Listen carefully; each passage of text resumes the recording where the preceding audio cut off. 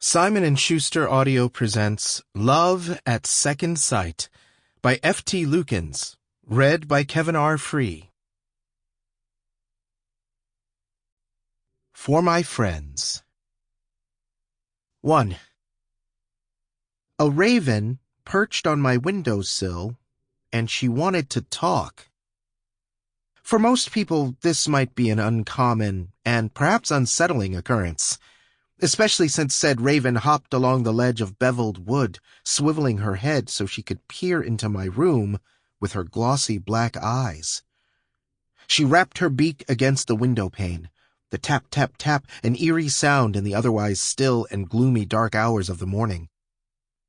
However, given that my best friend was a witch, this wasn't uncommon or unsettling, merely really freaking annoying, especially since it was before 6 a.m.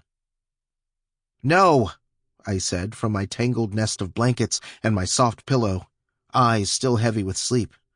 "Go away. If Al wants to talk to me, they can use their perfectly good phone."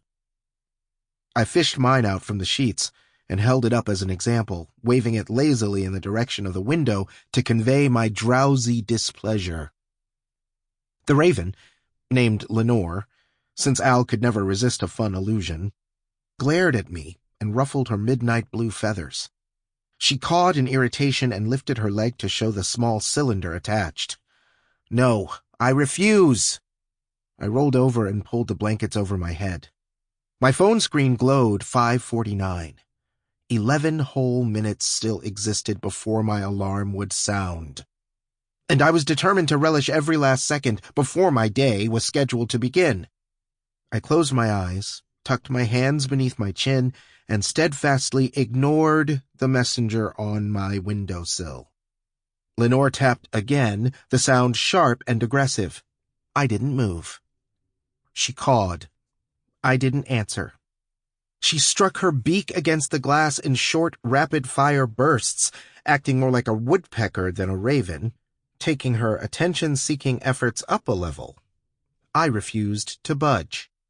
Lenore let loose a series of high-pitched, indignant squawks, because how dare I snub her? Well, she could continue rapping at my chamber door, window. I was an expert at avoidance. I managed to slip back toward a blissful, dreamless sleep. But then she raked her talons across the glass. I cringed at the awful nails on a chalkboard sound, and the hair on my arms stood on end. Clapping my hands over my ear. Sample complete. Ready to continue?